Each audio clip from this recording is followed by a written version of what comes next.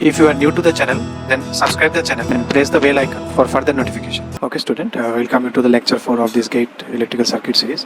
So today I have taken 5 questions, question number 16, 17, 18, 19 and 20. Okay, then let's try to solve it. Okay student, what is given in 16? It is connected to a current source, then it is consuming 18 unit. So in 16, the R is connected to a current source. Suppose the current source is X ampere and this is R. So what is the power? X square R is equal to 18 they have given. Now the same R is connected to a voltage source of same magnitude, that is XV. So here power is X square by V square by R is equal to 4. Now you can easily find solving these two, or X square equal to 18 by R. So 18 by R square is equal to 4.5, or R square equal to 4, or R is equal to 2. If R is equal to 2, then if you put R, you will find X square equal to 18 or X equal to 3. So it is 3 ampere and 2 ohm. That is your option B. Fixed capacitor of reactance this much is connected across a parallel. A fixed capacitor of reactance. A fixed capacitor, you have a capacitor of reactance J.02 minus is given because of capacitive reactance. Connected in parallel across a series combination of fixed inductor of reactance this much and variable resistance this much, which is connected across a parallel combination of resistance and inductor. This is the parallel combination where your reactance of the inductor is 0.01, resistance is R varied from 0 to infinity. This is varying. The locus diagram of the admittance in RLC circuit. Now locus you have already seen. We are not going to draw it exactly. Just you can put some values of R and you can check how your admittance diagram phasor is changing.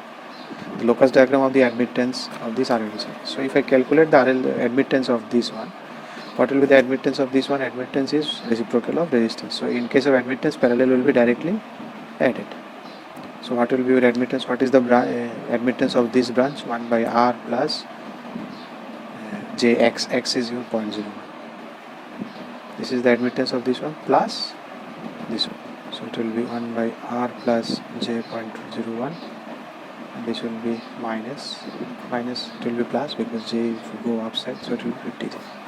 Now you think what will be the value of R. If R is equal to 0, you take some value of R and you think how it should be, and you plot the graph, and then you will get the idea on the from the option itself. We will play which one of the option is satisfying with our conditions, then that will be the answer. If R is equal to, then what will be the admittance? If you put R is equal to 0, it will be minus 100J plus J50, which is minus J50.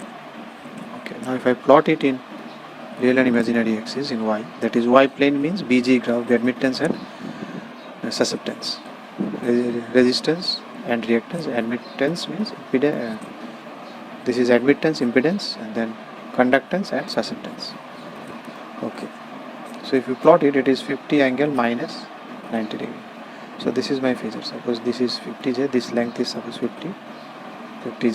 So this is my phasor. So this one is the tip of my phasor. Now let us see how this tip is moving. Now if R is equal to infinity, let's go and find it out. If R is equal to infinity, then this becomes 0 and this will become 50J only. So it will be 50 at an angle of 90. So again the tip is coming now here. This magnitude is again 50 with an angle of 90. Okay, now how it is moving, in this way or in directly straight line or in this way or taking some curve. So for that we need to find something. For that you put any value of R, you feel at whatever value you comfortable, you think any value of R. So let us take of any value of R means let's take R equal to 0.5.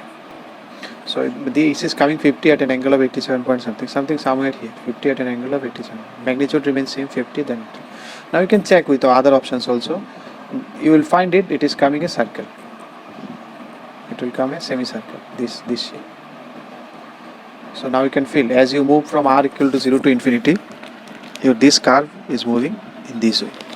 You can put R equal to 0.05 and you can check. I am not doing it. So from the options now you can find it is a semicircle of diameter 100. What is the diameter of this one? This is 50, this is 50. So this is the semicircle. This is the circle that I am getting. So the diameter is 100J, okay, and the center is 0. So this is your option A. Okay, that's what I want to say. In case of locus, you did not do all the mathematical calculation. Whatever locus for, they will ask locus of something. Here they have asked locus of admittance. For which quantity they are asking locus, you just calculate that one roughly and you vary the parameter that they want to vary. Here they want to vary R, you just vary and find some points and draw the phasor diagram of corresponding point. You can feel how it is moving, and from the option itself you can answer. Next, in 18, what is asked in 18? Current I1, I2, I3 meet at a junction. All currents are marked entering to the nodes. If all are entering, then I1, I2 is given, then find the value of I3. So if all are entering, that means as per KCL, sum of the currents should be equal to 0. So your I3 will be equal to minus of this one. So if you add this one, minus 6 sin omega t plus 8 cos omega t. Now one standard thing is that you convert everything in sine, then finally they have given the answer cos in sine. We will see if it is cos, you will keep it cos, if it is sine, you will keep it sine. So this is the convention, you keep everything in sine because we do with sinusoidal, that is we are comfortable with that. So how to convert cos into sine? You have both the options, that is you can write sine 90 plus theta, sine 90 minus theta, but I am writing sine 90 plus theta. Why not minus theta, minus 90? Because if I write minus, then it will be, in case of phasor you know na, we write it sine omega t plus theta.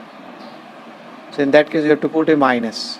It will be sine 90 minus omega t. If I write it in this fashion, I am writing here this one. I could have written this one, but here to convert it into standard one, I have to take minus common and then you have to write it something. So one more extra minus will come. So this is the convention, we go by this method, sin omega t minus 9 plus theta. So that is sin omega t, sin 90 plus theta. So if you do this one, now both are in sine. So if both are in sine, then and the both frequencies are also same, you have to check the frequencies also. If they are same, then you can convert it into a phasor, corresponding phasor. What is the phasor? This is angle 0, no angle is there. This is 8. What is the angle of this one? This is positive, so 8 by 8. Now you can, if you solve it in calculator, you will find it 10 at an angle of minus 53.13. If it is 10 minus angle of 50, that means because I have written everything in sine, this one is sine, so this answer is also because this is coming from sine. So if you go to again sine cos, it will go to sine, because you are writing phasor from sine, so it will go to sine. So sin omega t minus 53.13. But there is no answer with this one. Okay, they have given 36.87. That means you have to convert it into cos. So cos, how you will write it? For converting cos, what you will do? So now you can think sin theta, you have to go to cos. So you can write it. So here it is at sin theta. So now you want to go to cos. So you can write it cos 90 plus theta, but in that case you have to put a minus sign here. That's it. Because cos 90 plus theta is minus sin theta, but here we are assuming this is theta. So you have to write it cos this plus 90. If I give, then I have to give a minus here. Cos 90 plus theta, sin theta is minus cos 90 plus theta. So it will be minus cos omega t. So you can think in this way. So you can also do it sin theta equal to cos 90 minus theta. That will also do. If you do that one also, that will also work. If I do this one here, that will be more easy, I think. It will be sin theta. If I take this one is theta, then it is cos 90 minus this theta. So this will also give 10 cos 143.13 minus this much. So here you can take minus common. Cos automatically they will change the minus. So omega t minus cos can digest the minus. So minus 143. Now you can think of what is minus 143. This is minus 143. So this is minus 143. So this minus 143, what you can write from here? If you can write it 360 minus 140, which is 216. The entire thing is 216.87. So you can write it cos omega t instead of minus itna minus 143 instead of minus 143.3. You can write it 216.87. So now if you do cos 2186.87, again what you can write, it is cos 180 plus 36.87. Now cos 180 plus theta, what is cos 180 plus theta? Minus cos theta. So from here you will get it. So both way you will get the answer, but here it will take a little bit longer route, and here directly it will come. So you can use both these formula, sin theta equal to minus cos 90 plus theta or cos 90 minus theta. I have shown you both them. The impedance seen by the source in the circuit in the figure given by this. So what is the impedance seen by this? So you can think this is a transformer. You can think this is a transformer. The current entering here, the current should leave here. So this is something like a transformer action, which is a given 1:4 ratio. So you can transfer in transformer, you can convert, you can refer everything in primary, and from primary you can refer everything in secondary. So you can use that concept. If I refer this one to this side, there will be a k square by divider, that ratio square, either divide or into. So people get confused whether it will be into or divide. So I remember it in a way. Suppose this is 1:4. So this is higher voltage, this is lower voltage. So the reverse. If you are coming to lower, then it should be, the impedance should be lower. That's it. So that in that case, that means you have to divide it by k square, 4 square. Your k should be something like that, so that if you are coming from higher side to lower side, then it should get reduced. So how it will get reduced? So total Z will be 4 plus minus J2, and this will come this side. This is tan angle 30. Because it is coming from higher to lower, it should get reduced. For reduction, you have to divide it by 4 square. So in that case, you will not get. So if you divide by 16, then it will reduce. You see, if you divide or into, in which way it should reduce. That's it. Either you multiply, divide, whatever k you take. Someone take k is equal to 4. Someone will take k equal to 1/4. Whatever k you take, but ultimately it should reduce. It is reducing. Okay, it is correct. My thing is correct. So if you do this one, I think you can do it in calculator. If you do it, final answer will be 54 minus 1.66 J. Okay. The circuit shown in the figure is equivalent to load. So if you see the circuit here, this is I, this is this much. So if I consider this voltage is V, so then how, if I write the KVL or KCL, whatever, so what is the current flowing through this? So your I should be equal to sum of this current plus this current, because ultimately they are asking what is the figure equivalent to load. Load means ultimately what is the impedance that is seen by this side. So what will be the impedance that is seen by this side? R is equal to the voltage across this divided by current. So V by R, because this is measuring this much voltage and current flowing through this branch is I. So what is the resistance? If I see from this side, it is V by I, simply V by I. What is the net V by I coming from here? That is my R, that is the impedance seen by this side. So if I calculate that V by I, so if your I is equal to, if I take KCL, so what is the current through this? V by 4. And what is the current through this? This voltage is V, this voltage is 2I. So what is the voltage across this 2 ohm? V minus 2I. If I take current in this direction, that means this voltage is higher. So V minus 2I, higher voltage minus lower voltage, that is the voltage difference across 2.